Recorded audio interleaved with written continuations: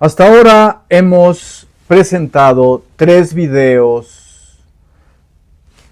tres videos la semblanza sintética de la conferencia impartida por Salvador Rueda y Patricia Ledesma, titulada Cuauhtémoc a debate entre el orgullo y la evidencia, que confronta las imágenes o perfiles con los que desde el siglo XVI ha aparecido Cuauhtémoc en representaciones icónicas y literarias. Las confronta, dicha conferencia, con lo que ambos conferencistas toman por ser realidad histórica.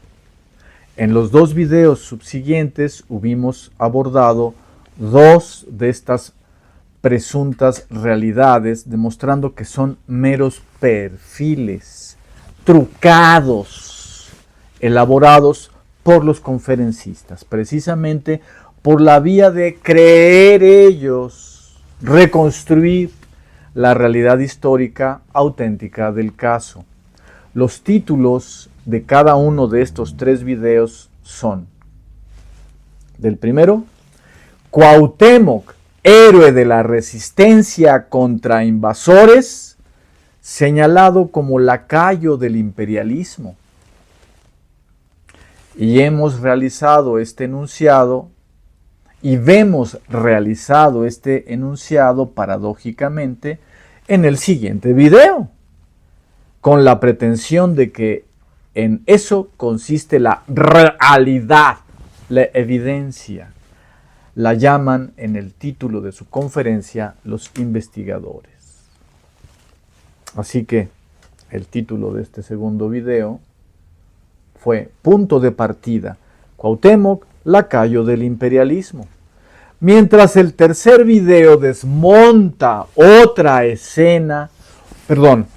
de esas presuntas realidades, evidencias, que deben servir para bajarle los humos al orgullo nacional nucleado en torno a Cuauhtémoc. Entonces el título de ese tercer video fue Cuauhtémoc, renegando de su idolatría, se hizo buen cristiano. Cuento para niños a la hora de dormir. Así que en resumen, las evidencias son que Cuauhtémoc fue lacayo del imperio español y buen cristiano que repudió su religión idolátrica. El primer ataque es al héroe directamente, el segundo a su cultura y civilización. El primero es ataque artero y pérfido, y el segundo también, pero tiene simpáticos visos de cuento para niños. En el presente video, el cuarto, nos ocuparemos de otra de esas realidades, pero que el señor Rueda ha querido confundir con unas imágenes chismosas que él mismo forjó de un mural de Diego Rivera, el gran pintor mexicano. Al parecer, para que en medio de esta confusión el lector o el auditorio de la conferencia asuma más fácilmente la realidad propuesta. Por eso el título del presente video es 4.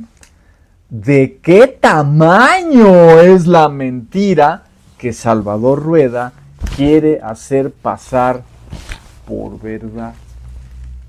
Y todo el correspondiente pasaje o tramo de la conferencia sigue la divisa de confundámonos, confundamos la realidad y los tiempos y sentidos, para a partir de aquí entrar de lleno al análisis de las imágenes que han significado a Cuauhtémoc a lo largo de la historia.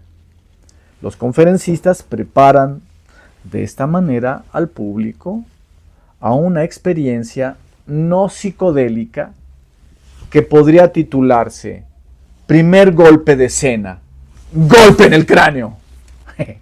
Ahora bien, el tal golpe de escena es un collage entre los dichos de Diego Rivera sobre su mural y el códice llamado Tira de Tepexpan, en cuyo contraste el público recibe el aludido iniciático golpe en el cráneo, que lo prepara para entrar al mundo fantasmagórico de las imágenes que ha transformado en su cabeza el señor Rueda a fin de descalabrar el cuauhtémico orgullo nacional.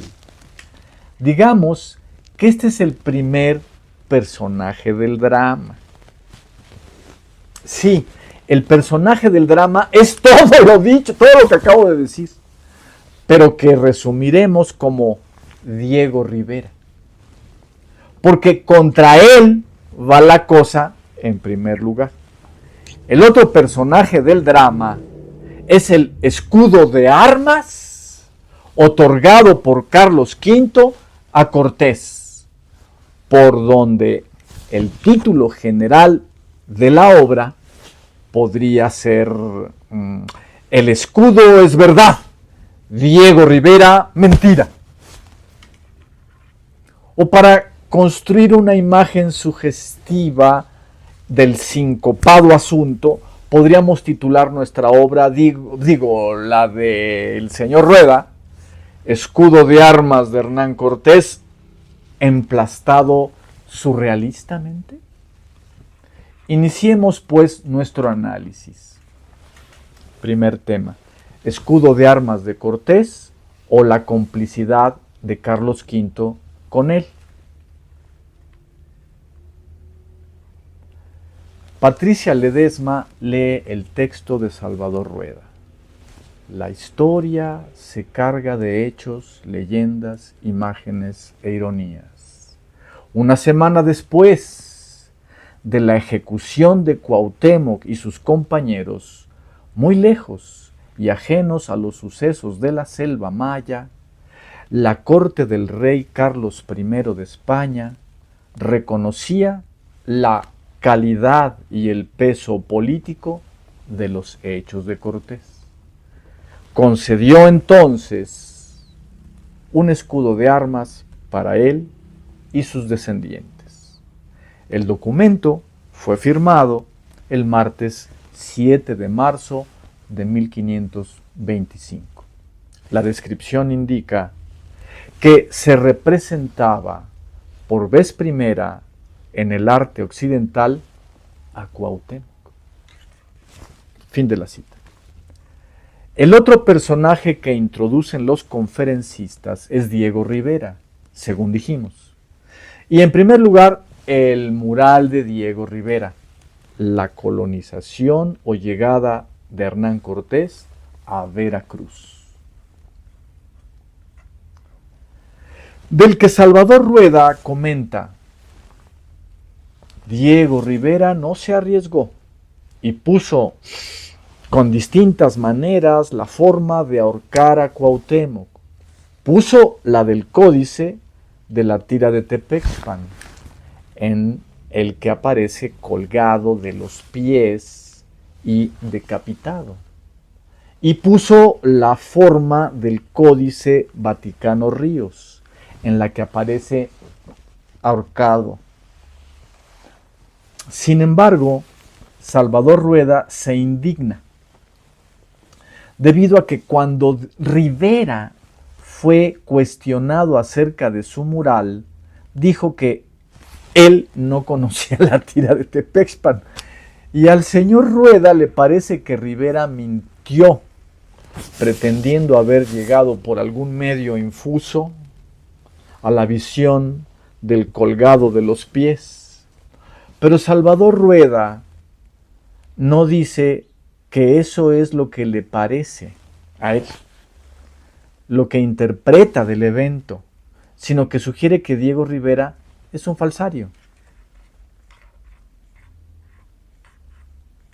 En realidad, en el mural de Rivera vemos una figura colgada de pies de un árbol, pero no está decapitada ni tiene por qué ser Cuauhtémoc.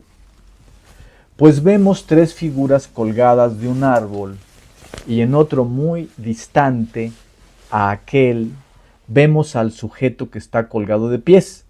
Se representan dos maneras en que los invasores acostumbraban colgar a las personas. Realmente no hay razón para que el señor Rueda se indigne, mostrándose incluso suspicaz en contra de Diego Rivera.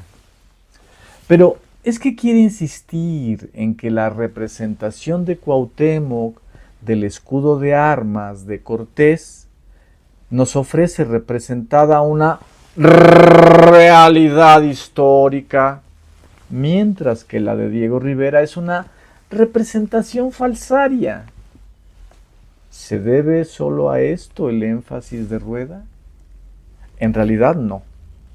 Lo que pasa es que Rivera participó en eventos que tienen relación con el hallazgo de los restos de Cuauhtémoc en Iztaccíhuatl, demostrados estos restos, este hallazgo científicamente como auténticos por Eulalia Guzmán. Y es por ello que el señor Rueda se muestra tan molesto, aunque solo más adelante nos descubrirá la relación del pintor con el hallazgo de Iztaccíhuatl.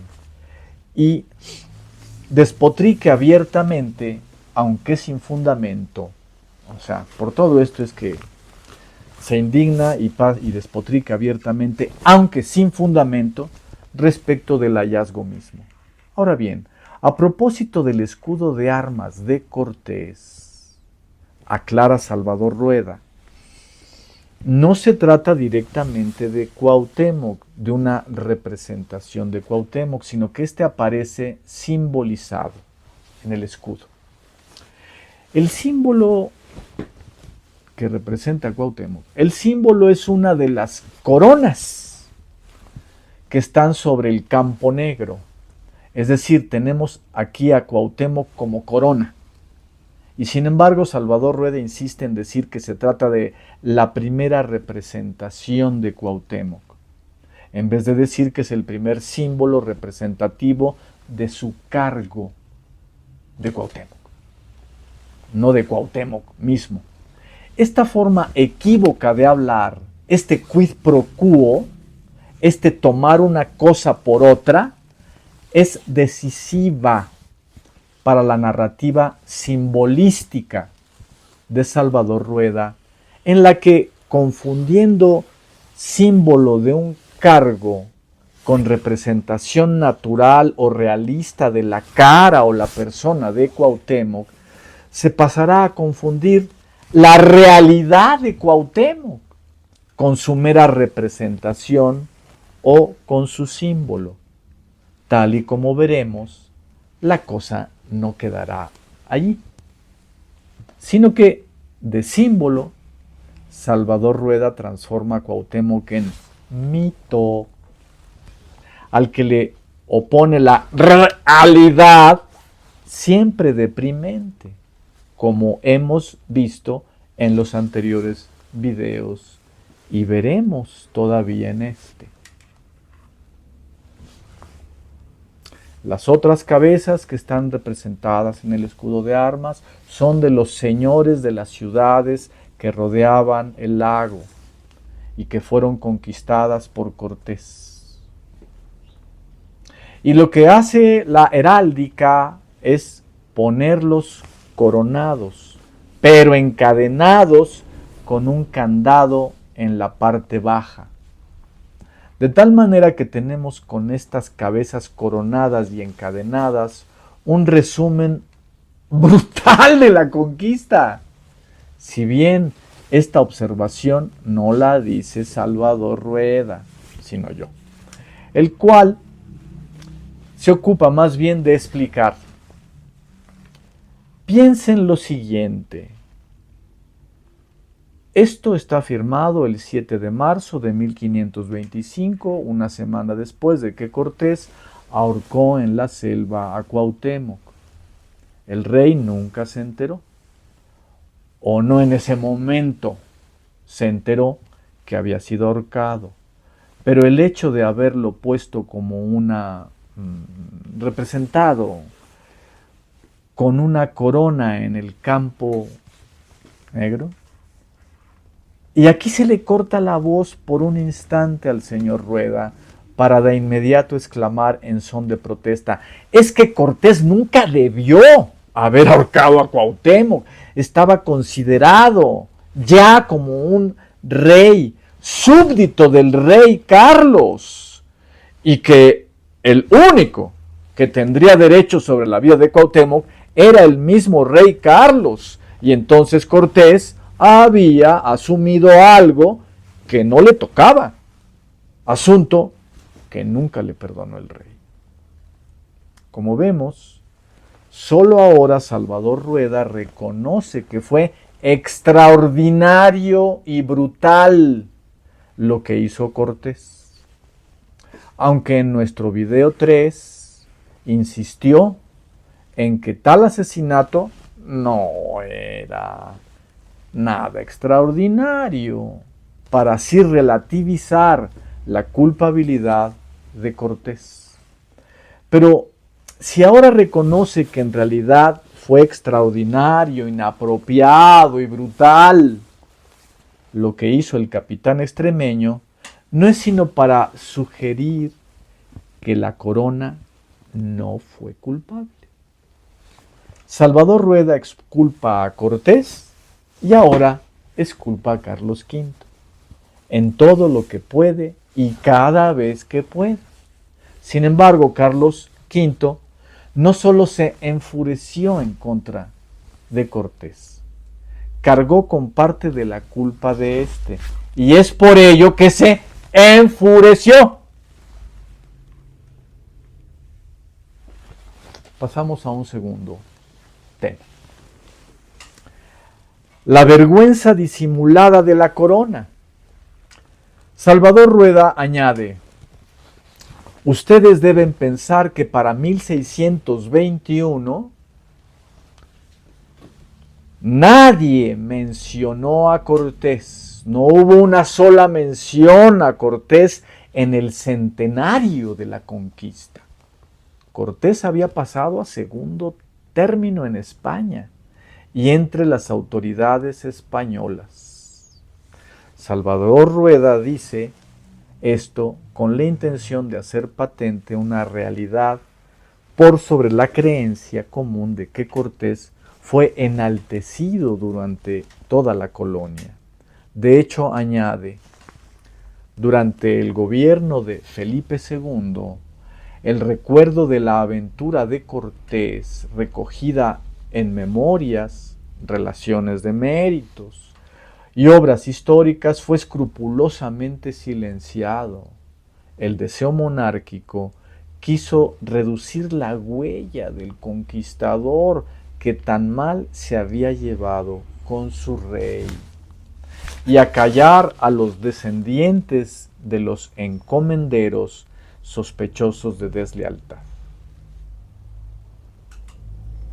Todo indicaría que los sucesos de la conquista de México, como los de otras partes, quedarían disminuidas a simples anécdotas.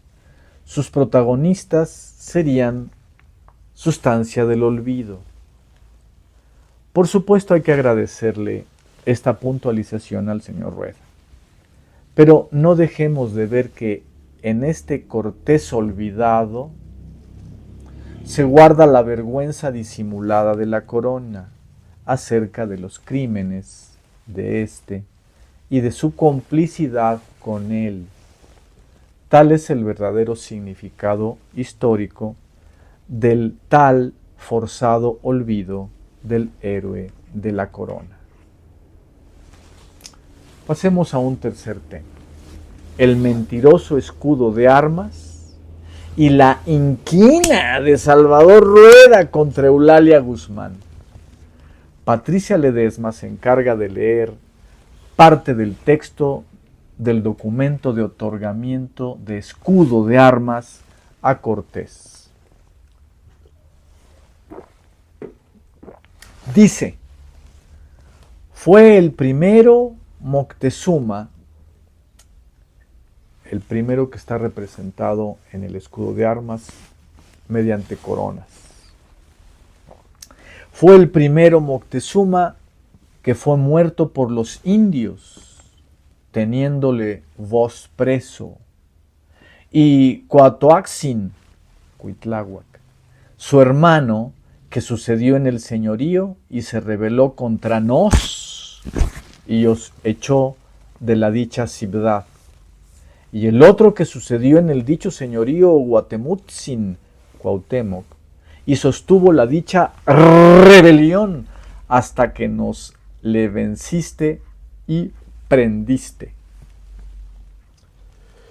Ciertamente la explicación que hace la corona del escudo de armas que otorga a su héroe Hernán Cortés hace patente su complicidad con los crímenes de este.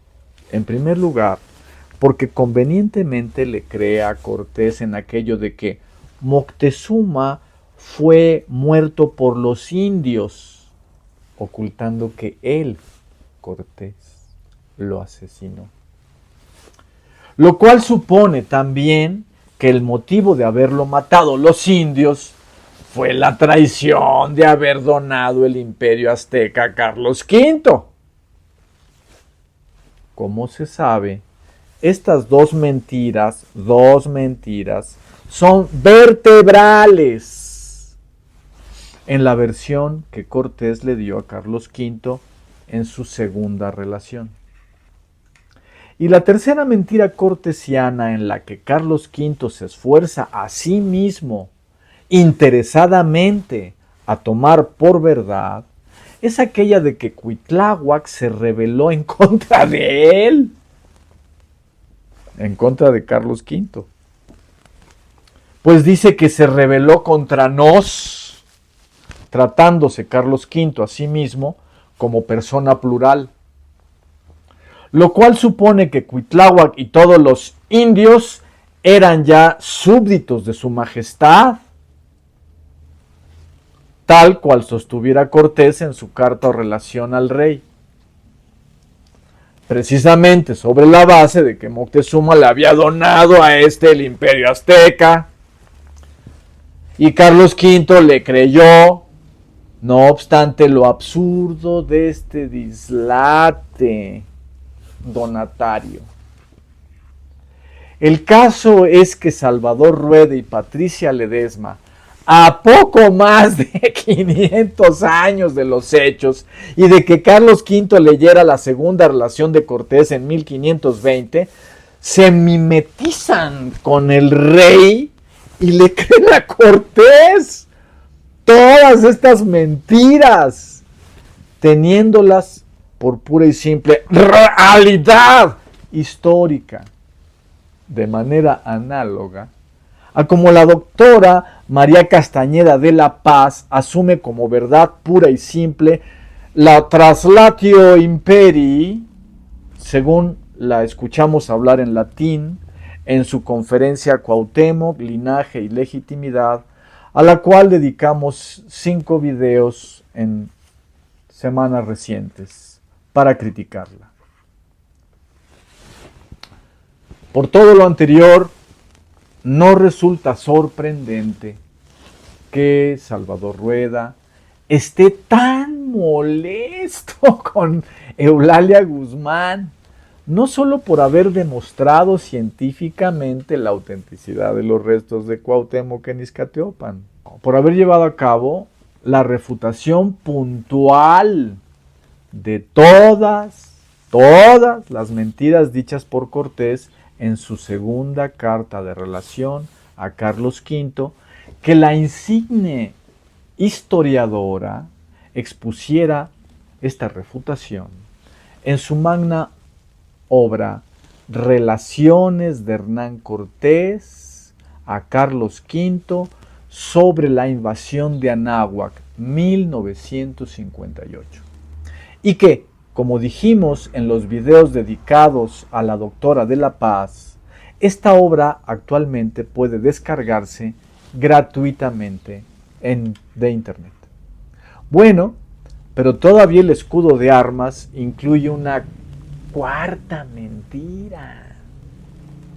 Y es que Carlos V le quiere creer a Cortés en eso de que no solo venció a Cuauhtémoc, sino que lo tomó preso cuando éste huía.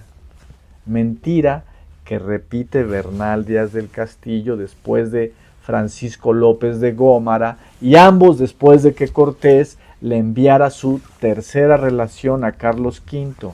En realidad, vencido Cuauhtémoc, se entregó para detener la matanza y aún los posteriores desmanes que el ejército de Cortés habrían de desencadenar contra el pueblo Tenochca. Y lo hicieron. Pero esta última, que era la condición para entregarse y que Cortés aceptó, este terminó por no cumplirla. Por eso inventó que logró tomar preso a Cuauhtémoc cuando éste huía, y así se lo relató al rey. Puede leerse este esclarecimiento histórico en una versión crítica de la historia de la conquista de México Tenochtitlan de Eulalia Guzmán, basándose la historiadora en Fray Bernardino de Sahagún, libro publicado por Editorial Ítaca en 2023, de una visión crítica de la historia de la conquista de México Tenochtitlan. Ahora sí, después de haber puesto en claro tres realidades históricas interpretadas equívocamente por Salvador Rueda y Patricia Ledesma, al punto de transfigurarlas en deprimentos mitos anticuauhtémicos, el mito de Cuauhtémoc, lacayo del imperio, el mito de cristiano repudiador de la idolatría azteca y el mito de Cuauhtémoc apresado cuando huía, en el que creyó Carlos V, haciéndose cómplice de los asesinatos de Cortés.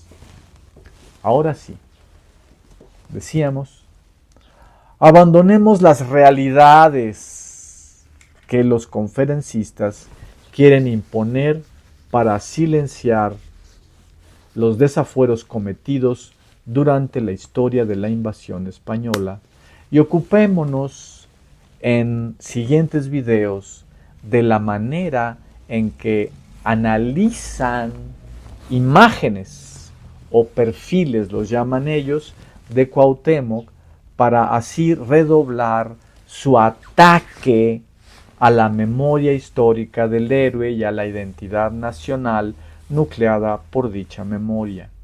Claro, a propósito de denunciar exactitudes presentes en diversas imágenes del mismo, es que llevaremos a cabo nuestra discusión.